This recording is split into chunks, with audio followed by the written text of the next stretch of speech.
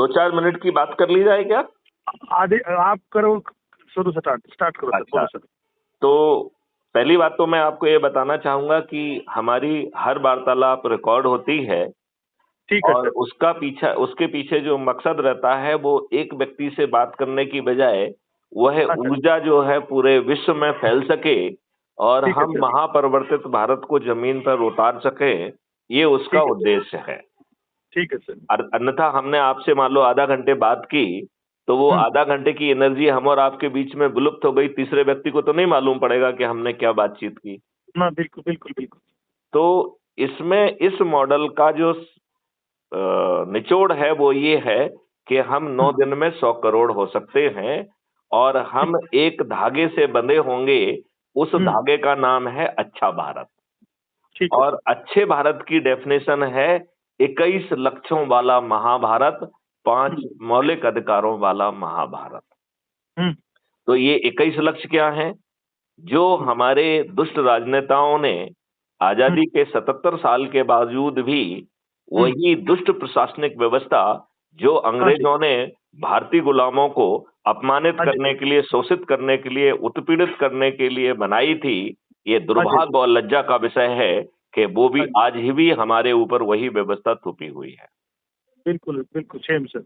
है कि नहीं? ये लज्जा बिल्कुल और सेम बिल्कुल। दुर्भाग्य का विषय है कि नहीं है?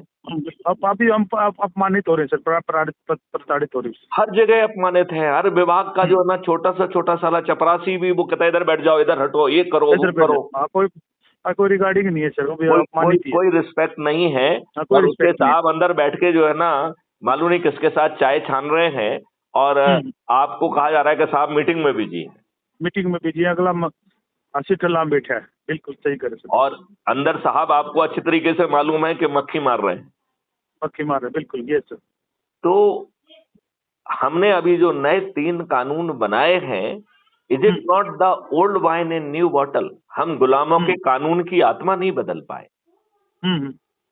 क्राइम फ्री भारत तो कह रहा है कि आपको अपनी एफआईआर दर्ज कराने के लिए थाना नहीं जाना पाएगा, जहां पे आपको भगा दिया जाता है, आपका सिर फटा हुआ है, वो आपको मेडिकल करने नहीं भेजते हैं, आपके विरुद्ध झूठा मुकदमा कायम हो जाता है धनपतियों और बाकी लोगों के दबाव में, राजनेताओं के दबाव में। और 2-4 झूठे जो है ना बयान काट के आपका चालान पेश कर दिया जाता है और 4-6 झूठे गवाह जो है कोर्ट में पेश करके आपको जेल में ठूस दिया जाता है और आप निर्दोष होते हुए भी जेल में सड़ते हैं। सेम सेम, बिल्कुल सही करे सर। ये हो रहा है कि नहीं हो रहा है? बिल्कुल बिल्कुल सत्य बोल रहे हो सर आप, बिल्कुल। अच्छा, अब आप ये बताइए, आपकी जमीन से लेके हर चीज को जो है वो आदमी जो है ना कब्जा कर रहा है, उल्टे झूठे मुकदमे कायम कर रहा है। हाँ सर। नेताओं की उस जमीन में जो है ना वो हिस्सेदार बन गए हैं। हाँ सर। अधिकांश रियल एस्टेट के प्रोजेक्ट्स में हाँ सर। राजनेताओं की और अधिकारियों की भागीदारी हो गई है। Yes sir. हो गई कि नहीं हो गई है? बिल्कुल बिल्कुल बिल्कुल सर। अब सवाल उठता है कि यदि आपके बटन दबा के एक ट्रेन्ड वॉलंटियर आए और वो आपकी आज की तुलना में 1000 गुना एफआईआर दर्ज करे और यदि आप झूठी एफआईआर दर्ज कराएंगे या झूठी गवाही देंगे या पुलिस वाला झूठा विवेचना करेगा या वकील झूठी जो है ना वकालत करेगा, तो वो गंभीर अपराध होंगे, ऐसे लोग जेल में सड़ेंगे। ऐसा कानून प्रावधान होगा। क्राइम फ्री भारत के डिजिटल इंजन से ऐसे साक्ष्य जो आज पुलिस सोच भी नहीं पा रही है, उनका संग्रहण संभव होगा। 15 दिन में अकाट्य साक्ष्यों के साथ चालान पेश हो जाएगा। ठीक है सर। और 30 दिन में बिना कोर्ट जाए distributed video based trial system के माध्यम से आपको न्याय मिल जाएगा। और ये जज महोदय आपको न्याय देने के लिए विवश होंगे। ये अपने आप को लॉर्ड कहलाने की बजाय न्यायाधीश कहेंगे और न्याय देंगे और वो भी सर्टेनिटी के साथ देंगे। तो हमारे जय भगवान राठी जी कहेंगे कि भाई साहब आप इनको कौन सी दवा पिला देंगे जो इनकी दुष्टता खत्म हो जाएगी। आज तो कोर्ट में बैठ के इनका मुहर्रर जो है वहाँ खुल्लम खुल्ला पैसे ले रहा है, पेशी बढ़ा रहा है। आप ऐसा क्या कर देंगे कि जिससे कि जो है ना ये हमें न्याय देंगे? तो आपको मालूम है हम क्या करेंगे जिससे आपको ये न्याय देंगे? तो आप बताओ सर। हम जो है कानून में 2 बड़े बदलाव लाएंगे। संशोधन कर रहे हो आप लाभ में? हाँ, एक जो भी बदलाव एक्ट होगा होगा। कि कॉन्टेम्प्ट ऑफ एक्ट खत्म हो जाएगा। कॉन्टेम्प्ट ऑफ कोर्ट एक्ट होगा ही नहीं, खत्म हो जाएगा, रिपील हाँ हो जी, जाएगा। ठीक है सर। और दूसरा जो है अपील के, अभी जो अपील होती है वो अपील अगेंस्ट द जजमेंट होती है, राइट। एक और अपील जोड़ दी जाएगी, अपील अगेंस्ट द जज।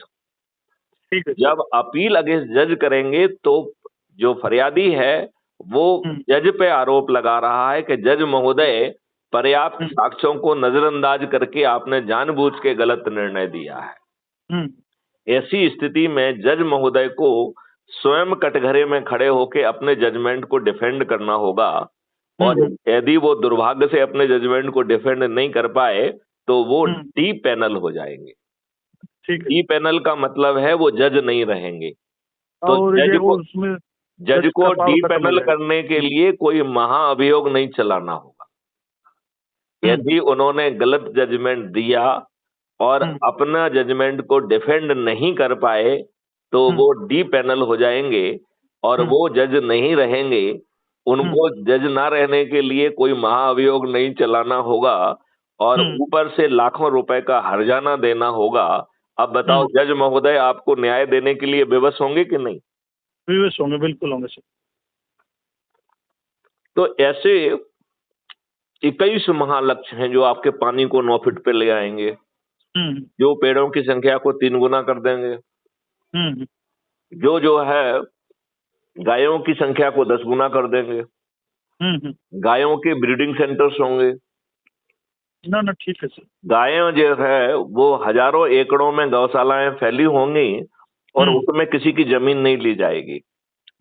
वो जो है जिनकी जमीन होगी वो ऑनर्स क्लब के सदस्य बन जाएंगे और जो वो संस्था कमाएगी उसका प्रोपोर्शनेट लाभ जो है ना उस व्यक्ति के पास पहुंच जाएगा जिसकी जमीन होगी। और वो जमीन तो चलो उसकी बड़े काम से और बड़ा प्रोडक्शन करने लगी, उसको खुद का जो है एक्सपर्ट उसके साथ बैठेंगे। अब जैसे मान लो जय भगवान राठी हैं तो आपके साथ जो है ना 8-10 एक्सपर्ट बैठे रहे हैं और आपसे समझ रहे हैं कि भाई साहब आपकी क्या काबिलियत है, क्या शिक्षा है, आप क्या बनना चाहते हैं आज और आज से 10 साल बाद, और इस यात्रा के लिए आपको क्या शिक्षा चाहिए, क्या ट्रेनिंग चाहिए, क्या टूल चाहिए, क्या इक्विपमेंट चाहिए, वो डिसाइड करके आपको वो दे दिया जाएगा, उसमें सिद्धस्त बना दिया जाएगा और आपको किसी के सामने रोजगार के लिए हाथ नहीं फैलाना होगा क्योंकि टेक्नोलॉजी आपको राष्ट्रीय संपदा के निर्माण में भेज देगी। जितनी राष्ट्रीय संपदा का निर्माण अप्रूव होगा उतनी भारत विकास निधि ऑटो जनरेट हो जाएगी और एक भारत विकास निधि 1.1 रुपए के बराबर होगी। अब बताओ ये सब अधिकार आपको देने के लिए हमें भारत सरकार के खजाने की पैसे की जरूरत पड़ेगी क्या? वो तो देखो योगदान तो चाहिए सर, वो तो आप जो जजमेंट तो आ रहे हो वो तो उसमें बड़ा योगदान रहेगा, जैसे स्वच्छ भारत का एक नया निर्माण होगा सर। यदि ये नया निर्माण सिर्फ संकल्प से मिल जाए और यदि आपकी कुछ महत्वाकांक्षा भी है कि हमें सांसद बनना है, तो चंद्रगुप्त बन जाइए और यदि केंद्रीय मंत्री बनना है तो महाचंद्रगुप्त बन जाइए। तो चंद्रगुप्त कौन है? जो 543 की लिस्ट मेरिट लिस्ट में आ जाए। चाणक्य नीति का जो मास्टर है सर वही चंद्रगुप्त है सर। हाँ, वो नाम चंद्रगुप्त है लेकिन यहाँ नई कथा का चंद्रगुप्त कौन है? कथा का चंद्रगुप्त और इसका चाणक्य नीति हो रही है सर। नहीं, माइंड हो रही है सर। बिल्कुल। नए कथा का चंद्रगुप्त वो व्यक्ति है जो सबसे अधिक लोगों को जोड़ने वाली मेरिट लिस्ट में 543 में आ जाएगा। और यदि वो जो है लोगों की जोड़ने वाली मेरिट लिस्ट में 82 में आ गया तो वो महाचंद्रगुप्त कहलाएगा। और चंद्रगुप्त के घर पर जो है सांसद का टिकट अपने आप पहुंच जाएगा, अपने आप पहुंचेगा। और हम 9 दिन में जो 100 करोड़ हो जाएंगे वो संकल्प लेंगे कि ये चंद्रगुप्त है, इसके माध्यम से सब चीजें बदलने वाली हैं, लिहाजा जिस दिन वोटिंग होगी ईवीएम मशीन पे जाके हम बटन दबाएंगे। तो आप बताओ यदि जय भगवान राठी चंद्रगुप्त की शपथ लेते हैं और 543 की लोगों को जोड़कर 543 की मेरिट लिस्ट में आ जाते हैं तो और 100 करोड़ लोग शपथ लेते हैं और ईवीएम मशीन पर बटन दबाते हैं, तो क्या जय भगवान राठी को टिकट के लिए कहीं भागदौड़ करना पड़ेगी क्या? ना नहीं, बिल्कुल भी नहीं सर। क्या उन्हें जीतने के लिए किसी के दरवाजे पे जाके वोट ना नहीं मांगने जाना, होंगे? नहीं जाना पड़ेगा सर। तो बिना किसी के दरवाजे पे जाए आप सांसद बन जाएंगे। और बिल्कुल बिल्कुल यदि सही है। तो आप और यदि 82 में आ गए तो बिना किसी के दरवाजे जाए, बिना किसी को मक्खन लगाए आप केंद्रीय मंत्री बन जाएंगे। और आप कुछ गड़बड़ करने की स्थिति में होंगे नहीं। क्यों? बिल्कुल क्योंकि बिल्कुल। इन 21 महालक्ष्यों के लिए और 5 मौलिक अधिकारों के लिए मॉडल्स और टेक्नोलॉजी ऑलरेडी बना ली गई है, राइट? हाँ सर, और बिल्कुल राइट। ये बनी हुई मॉडल्स और टेक्नोलॉजी आपके ऊपर थोपे नहीं जाएंगे। बिल्कुल तो क्या बिल्कुल। होगा इसमें? इसको रिफाइनमेंट का 3 तरीके हैं। पहला तरीका है कि ऐसे लोगों को इकट्ठा किया जाएगा जिन्होंने अपनी जिंदगी उन चीजों में खर्च की है। ना हमने तो पूरा सर, पूरा लाइफ ही लगा रखा है सर। हम तो देखो मोमेंट में पूरी भागीदारी है सर। जो आप हमें मार्गदर्शन करोगे हम उस पर 100 के 100 पूरा 100 बिल्कुल उस पर खरे उतरेंगे सर। चलिए, मैं वो थोड़ी सी बात समझा दूं जिससे दूसरे लोगों को समझ में आएगी जो इस वार्तालाप को सुनेगा। वो छोटी सी बात जानते क्या है? वो छोटी सी बात ये है कि कोई भी चीज आपके ऊपर थोपी नहीं जाएगी। मैथिली शरण गुप्त ने मॉडल्स बना लिए या टेक्नोलॉजी बना ली तो वो आपके ऊपर थोपी नहीं जाएगी ना। ठीक है सर। वो रिफाइन की जाएगी। और रिफाइन किसके माध्यम से की जाएगी? पहला रिफाइनमेंट होगा जिन्होंने उस चीज में अपनी जान लगा दी है, बरसों बरस से वो तपस्या कर रहे हैं, काम कर रहे हैं।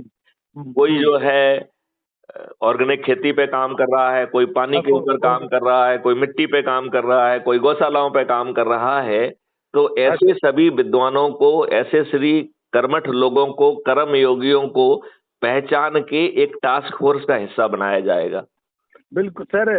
अब सॉरी, मैं आपका सिस्टम, मैं आपके साथ हूँ सर। एक बार हम बैठ के काउंसलिंग करना चाहते हैं। तो आप हमारी जगह पे आ जाइए। भोपाल बहुत दूर थोड़ी है, हम आपसे बात भोपाल, ये भोपाल रास्ता हम आ जाएंगे सर। भोपाल आ जाएंगे सर। चलिए, तो इस वार्तालाप को यहीं मैं मिलूंगा सर। बिल्कुल शाम को फ्री होती है एक बार आपको कॉल करूंगा डीजीपी साहब। ठीक है सर। चलिए, जय हिंद, जय भारत, वंदे मातरम। जय हिंद, जय भारत, वंदे मातरम। मंजीत भैया सर।